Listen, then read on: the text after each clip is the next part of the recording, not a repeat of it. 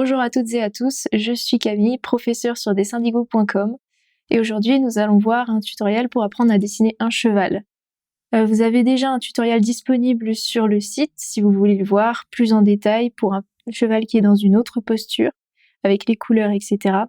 Aujourd'hui on va vraiment voir comment le construire de A à Z.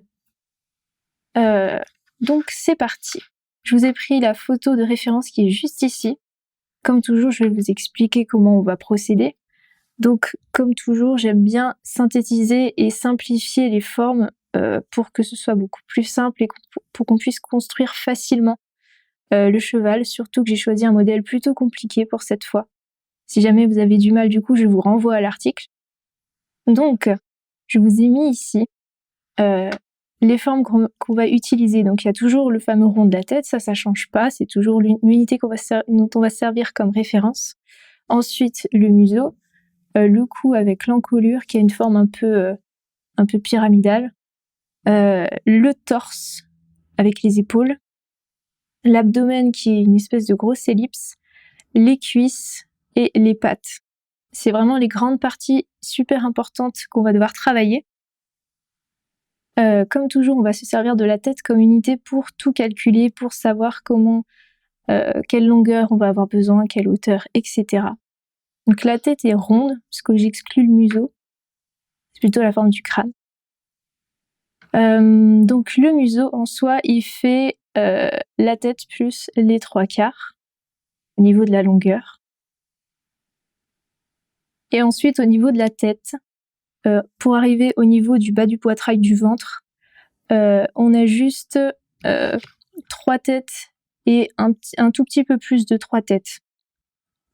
Et ensuite, si on veut vraiment avoir le bout des pattes, sachant qu'ici le cheval est en mouvement, il saute, évidemment la longueur change en fonction de la position des pattes, mais dans notre cas, ça va prendre 5 têtes et un tout petit peu plus, un tiers à peu près en plus. Et au niveau de la longueur, ici, j'ai pris quelque chose d'un peu compliqué. Si vous avez regardé un peu la formation de Grégoire sur la perspective, on a un peu de perspective en fait sur le ventre du cheval. Il n'est pas tout à fait de profil, il est légèrement en profondeur. Ce qui fait que du coup, au lieu de le voir bien de profil, il est légèrement en profondeur, donc ça écrase un peu les distances, ce qui fait qu'il a l'air un peu plus court qu'un vrai cheval. C'est juste un effet d'optique. Mais donc du coup, il va falloir mesurer pour que ce soit cohérent. Donc par rapport à la taille du crâne, on va en avoir 4 pour arriver au niveau de la hanche. Donc, maintenant qu'on sait tout ça, je vous remets le petit croquis de base et on va pouvoir commencer. Donc comme toujours, on fait la tête en premier, qui est un rond normal.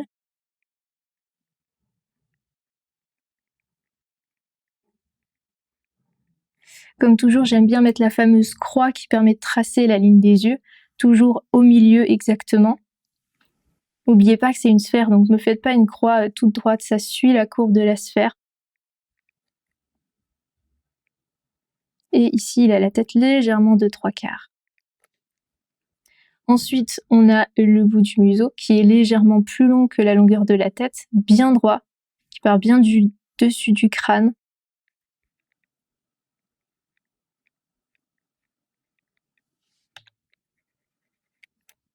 Hop. Et ensuite le cou. Alors le cou, il y a quelque chose qui est très typique au niveau des chevaux, c'est qu'il y a le muscle qui est juste ici, là. On a aussi, si vous voulez faire stylé, ça s'appelle le sternocleidomastoïdien, qui est celui-ci, qui sont les gros muscles du cou qui permettent de bouger la tête, qui ressort très fortement, qui est vraiment typique, donc ça fait une espèce de forme de V quand on part de la tête. Hop, avec une courbe. Et ensuite une autre courbe pour l'épaisseur du cou. Et qui se joint sur le poitrail dans une espèce de forme de losange. On relie, hop.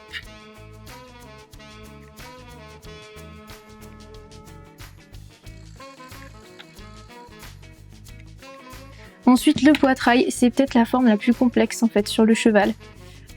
Puisque ça va être un objet un peu en 3D. Je vais vous montrer un peu à quoi ça ressemble.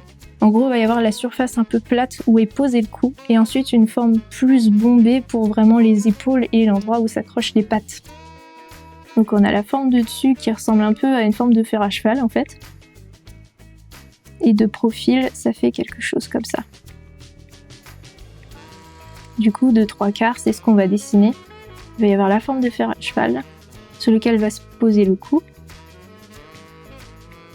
Ensuite, comme ça.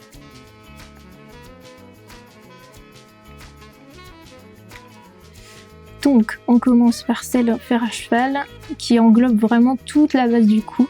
C'est l'endroit où il y a le garrot, en fait. Et ensuite, l'épaisseur, pour pouvoir fixer les pattes dessus.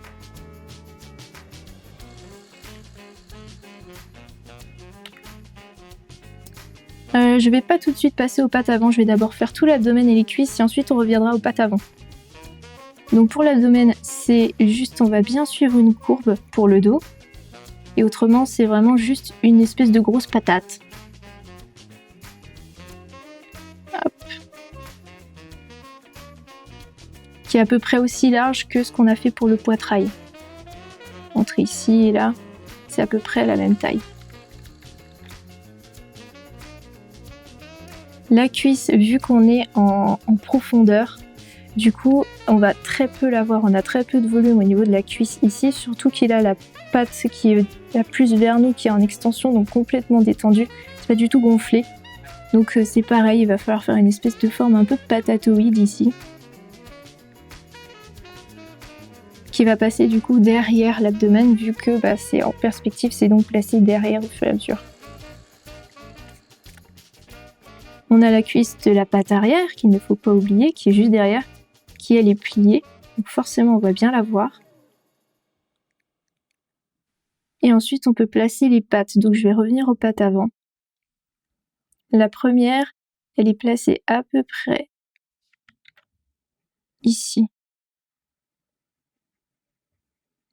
À peu près à la base de de la forme qu'on a fait pour le cou à partir de la forme un peu en fer à cheval.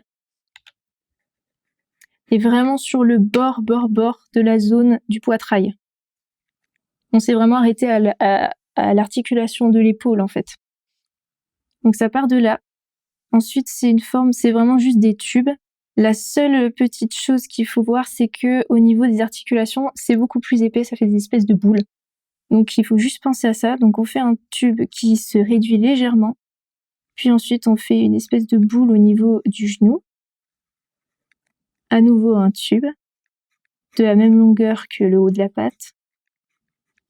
À nouveau une boule pour la cheville.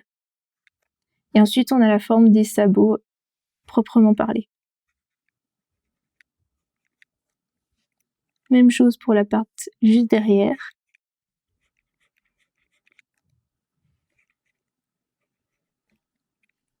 Pour les pattes arrière, par contre, évidemment, elles sont pas tout à fait pareilles puisqu'il y a une espèce d'arc qui revient vers l'arrière. Ça se voit beaucoup sur la cuisse qu'on a la patte qui est sur l'arrière. On voit vraiment la forme, le retour. Il y a toujours le même principe des articulations qui sont beaucoup plus épaisses. Et le bas de la patte, lui, est pareil, c'est tout droit.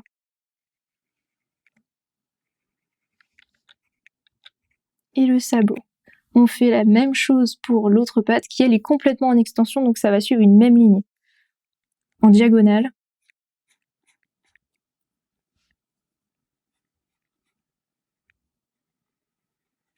Le genou. Et le sabot qui est posé. Il nous reste encore du coup la queue. Bon là vous pouvez faire un peu comme vous voulez, c'est pas très important. Juste essayer de suivre le mouvement.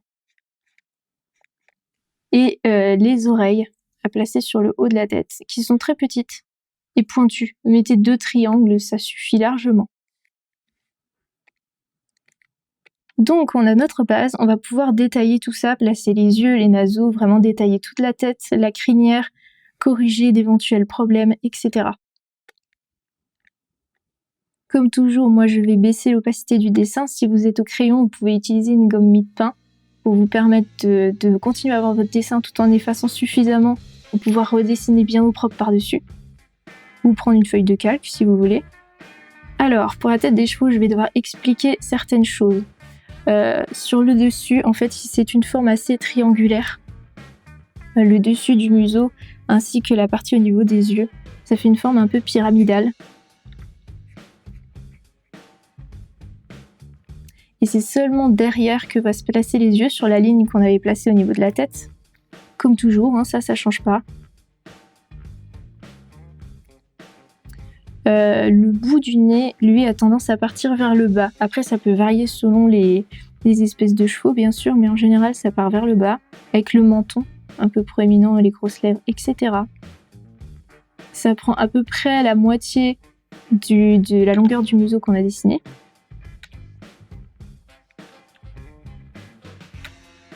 Ensuite, on a la fameuse forme de la joue aussi, qui elle ne va pas suivre la forme de la tête qu'on avait fait, c'est plus une espèce de carré qui va partir bien droit, qui est typique aussi des chevaux.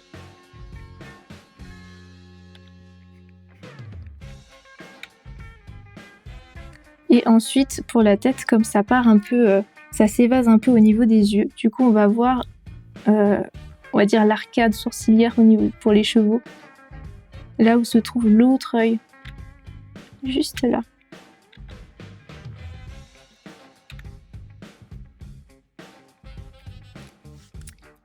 Là, il en a une bonne tête de cheval. Il reste plus que les naseaux à mettre juste au bout du nez. Et les oreilles qui sont situées plutôt sur les côtés, bien à l'aplomb des yeux, donc bien juste au-dessus à la verticale.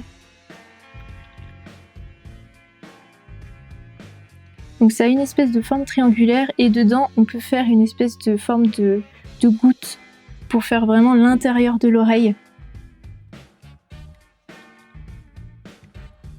Et on ne fait ça que pour l'oreille qui est vers nous puisque l'autre est tournée dans l'autre sens, donc on ne voit pas. On fera la crinière et tout ça un petit peu après. On va bien détailler avant tout le corps. Au niveau du cou, il n'y a pas énormément de changements. On reprend bien ce qu'on avait fait à la base, on remet bien les muscles.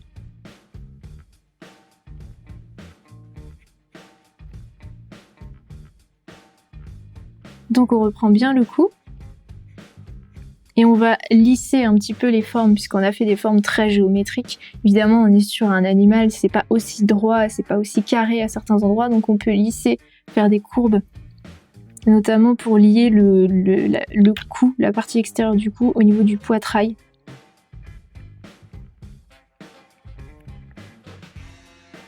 Pour le poitrail, justement, alors c'est l'avantage des chevaux, c'est qu'ils sont très musclés, on voit très bien les différentes zones. Il y a du coup l'épaule qu'on voit, et il y a aussi la partie interne qui est le début du ventre, qui fait une espèce de courbe comme ça, de chaque côté. Et juste ici, on a en fait l'épaule, qui est une espèce de grand losange, avec au-dessus le garrot qu'on avait déjà tracé.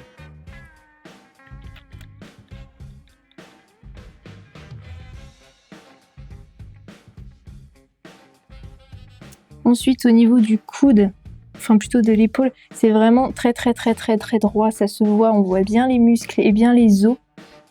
Il ne faut pas hésiter à faire un truc très anguleux à cet endroit-là. Au niveau des pattes, en général, c'est beaucoup plus anguleux par rapport à tout le reste du corps qui est beaucoup plus en rondeur. En fait, ça me fait beaucoup penser à l'articulation qu'on a au niveau du coude avec l'espèce de creux ici. C'est exactement la même chose, sauf que là, c'est au niveau de l'épaule du cheval.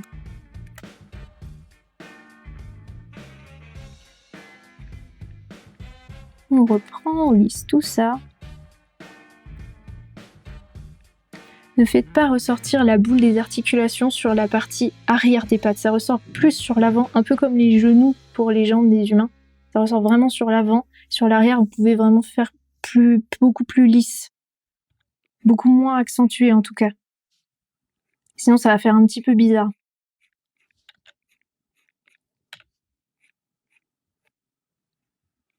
Sauf évidemment pour la cheville où là, c'est partout pareil.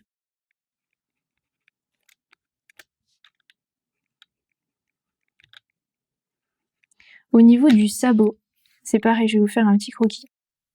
Alors le sabot, à plat, c'est une espèce de... En gros, je pense que c'est plutôt un triangle, comme ça. Ensuite, vous avez l'articulation de la cheville juste au-dessus qui est ronde, et ça repart comme ça.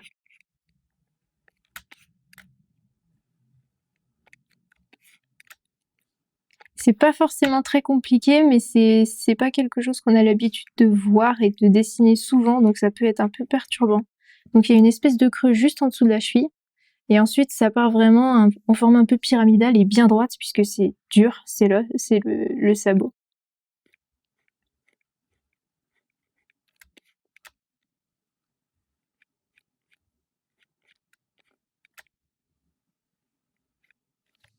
Hop.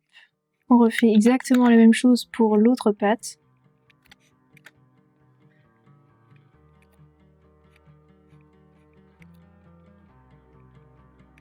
Avec le bout du sabot ici derrière. Le ventre, c'est bien rond.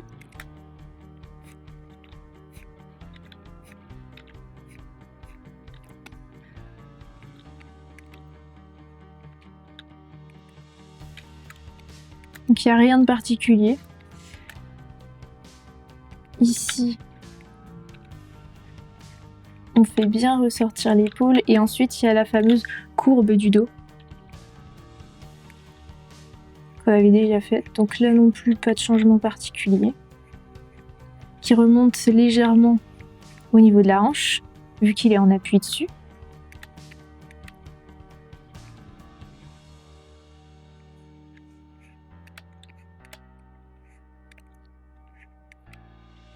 Hop.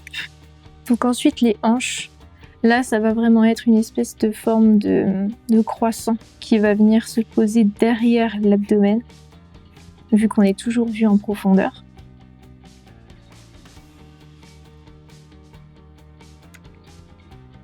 Sur le haut de la cuisse et de la patte, il n'y a rien de particulier, c'est très proche de ce qu'on avait fait au niveau du croquis initial. C'est plus le bas de la patte, ça va être la même chose que pour les pattes avant, c'est vraiment l'articulation qui ressort vraiment.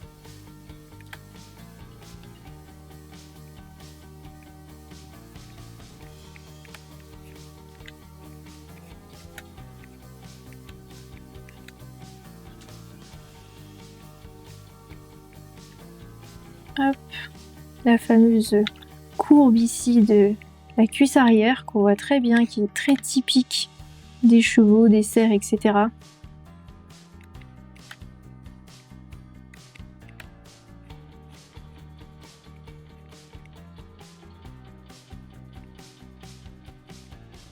Hop, et le sabot.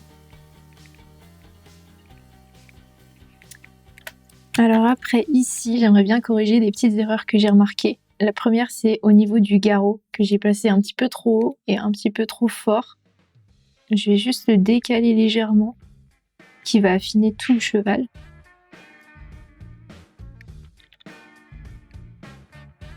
La deuxième chose, c'était au niveau du poitrail. J'aimerais que ça suive plus une courbe comme ça, qui est plus proche du modèle. Donc je vais juste modifier légèrement pour que ce soit plus cohérent. Des fois ça tient juste à des petits détails, mais c'est les petits détails qui font que ça marche bien ou ça marche pas bien. Et la dernière chose que je voulais modifier, c'était au niveau des pattes avant, que j'ai fait un petit peu trop épaisse et un tout petit peu trop longue, donc je vais reprendre tout ça pour que ce soit plus fin.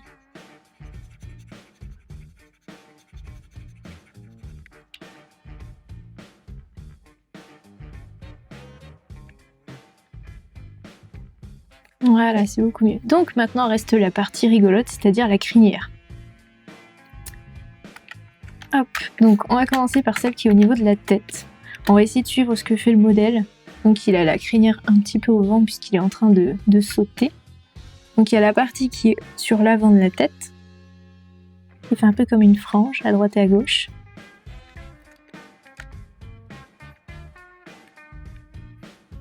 Et ensuite toute celle au niveau de l'encolure.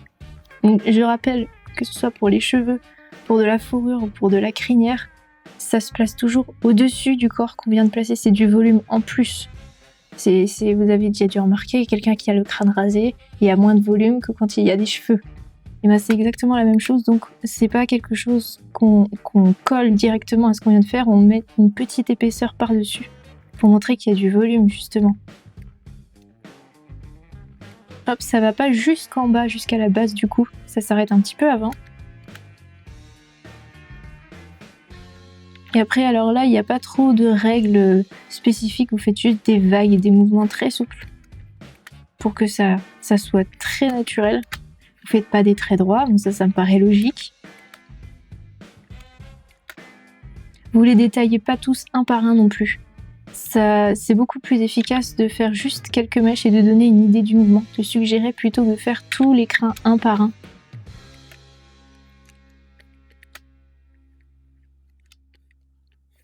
Et ensuite, du coup, il reste la queue. Donc c'est comme un plumeau, c'est plus petit à la base et puis ça part en s'évasant avec le mouvement. Même principe que pour la crinière, c'est des courbes, que des courbes, qui se terminent plus fin.